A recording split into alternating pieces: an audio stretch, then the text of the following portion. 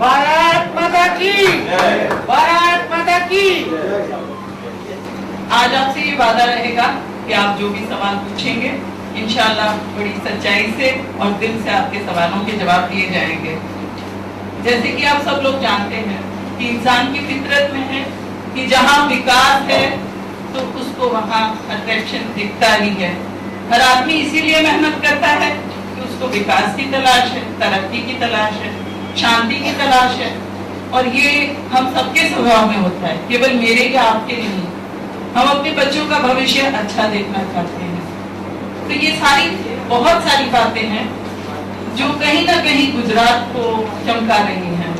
आपने देखा ही होगा, मुझसे ज्यादा बेहतर आप जानते हैं, आप अहमदाबाद के फील्ड में रहते हैं एज ए रिपोर्टर, तो आप जानते हैं कि गुजरात ने पिछले कई सालों में, खासतौर पे 10 साल में, जब से नरेंद्र जी ने चार्ज लिया है, तो आप देखिए कि तरक्की की दिशा उन्होंने ले गए हैं गुजरात को। और केवल गुजरात में ही नहीं, दुनिया भर में आज गुजरात इसलिए मशहूर है कि ये तरक्की की राह पर चला, उस राह पे चला है। और किस कदर किसी एक पक्ष या एक जाति को लेकर के साथ चला है, हर किसी के साथ लेकर के चला है, चाहे अमीर हो, गरीब हो, किसी भी जाति का हो, भेदभाव के बिना अगर कोई लेकर चला है तो मैं समझती हूँ कि सही मायने में हमारी सेक्युलर स्पिरिट को फुलफिल करता है। हमारे देश की नींव और कॉन्स्टिट्यूशन इसी मुद्दे पे रखी गई कि हम एक सेक्युलर इंडिपेंडेंट स्टेट बने। तो ये जो निजी और बहुत ज्यादा सीधी बात है कि जब तरक्की इस कदर होती है तो गुजरात ही नहीं, कोई गुजराती ही नहीं, जापान, अमेरिका, यूके, दक्षिण अफ्रीका, हर कहीं से लोग अट्रैक्ट होते हैं गुजरात की तरफ, इन्वेस्टमेंट के लिए आ रहे हैं। तो मैं तो एक मामूली छोटा सा अंश हूँ गुजरात का।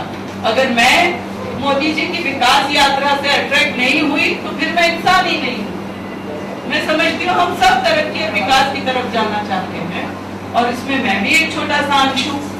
आपसे मैं एक सवाल करना चाहूँ, आज की तारीख में अगर केंद्र सरकार कोई नीतियों को आप तक पहुंचाने में कामयाब है तो आप मुझे बताइए, इम्प्लीमेंटेशन के काम में केंद्र सरकार बिल्कुल ही असफल रही है। आप कौभांड का लिस्ट देख लीजिए, ये मेरे ख्याल में only tip of the iceberg है। अगर कोल का कौभांड आया है, आप सेल इंडिया का देखिए, आप ट्रक्स के बारे में देखिए, आप वाड्रा फैमिली का देखिए, आप सलमान खुर्शीद साहब के ट्रस्ट का देखिए। ये मत समझिए कि बहुत बड़े बड़े कौभांड बाहर आ गए उनके। This is only the tip of the iceberg. इस तरह के कौभांड और ये जो घोटाले हैं बेशक बहुत ज्यादा होंगे। ये तो एक नीडर पत्रकारों का कुछ कंट्रीब्यूशन है, कुछ सोशल संस्थाओं का कंट्रीब्यूशन है कि ये सारी चीजें बाहर आ रही है। हालांकि भारतीय जनता पार्टी तो पहले से ही कह रही थी कि एफडीआई को जंप इन क्यों किया। आप बताइए, एफडीआई को केंद्र सरकार ने इतनी जल्दी जंप इन क्यों किया बिना बहस किए? इसी तरह का अगर कुछ कदम उठाना था तो महिला रिजर्वेशन बिल को सोनिया जी ने क्यों नहीं जंप इन किया? कर सकती थी, वो एक बहुत बड़ी राजनीतिक पार्टी की वो प्रमुख है, चेयरपर्सन है यूपीए सरकार में। अगर महिला कांग्रेस का बिल इसी तरह से जंप इन किया होता, इतनी ज्यादा तकीदारी से और तवज्जो से अगर वो ले आती तो हम मानते कि वाकई भलाई जाती है महिलाओं। लेकिन ऐसा कुछ मुझे नहीं दिखा, ना ही देशवासियों को दिखा है कि कोई काम के बिल वो लेकर आए हो। महंगाई का मुद्दा ले लीजिए, डबल डिजिट में इन्फ्लेशन है लगातार 36 महीनों से। मनमोहन सिंह जी का बड़े हमारे नेता है, इकोनॉमिस्ट है, हम बहुत इज्जत करते हैं उनकी, लेकिन ये बात माननी पड़ेगी कि जब उन्होंने कहा था कि मैं 100 दिन में ये कर दूंगा या 6 महीने में इन्फ्लेशन को कंट्रोल में ले आऊंगा, लेकिन ये नहीं ले पाए और ये सीधा असर होता है आम आदमी को। मैं भी एक मामूली परिवार से संबंध रखती हूँ, अगर गैस के बॉटल नहीं मिलते, अगर महंगाई इस कदर बढ़ी जा रही है तो बेशक ये तकलीफ की बात है। आपकी जो पॉलिसीज हैं, आप आम आदमी को फैसिलिटेट करने के लिए पॉलिसीज को चलाइए, ना कि आपकी सरकार को गिरने से बचाने के लिए आप किसी भी चीज को नकार दें। 2G स्पेक्ट्रम की बात आप देखिए, आप सबके सामने है, नेशनल फलक पर है ये बात कि उस चीज में बताया गया था कि इस चीज में अमुक लोगों को फेवर हो रही है, बावजूद इसके प्रधानमंत्री जी चुप रहे। और इस कौभांड को होने दिया केवल इसलिए कि सरकार ना गिर जाए। अगर सरकार को ना गिरने के लिए आप गलत करते हो, देश के एक्सचेकर में नुकसान पहुंचाते हो, आपका और मेरा टैक्स पेयर्स का पैसा कहीं भी उड़ने देते हो, तो ये गलत है।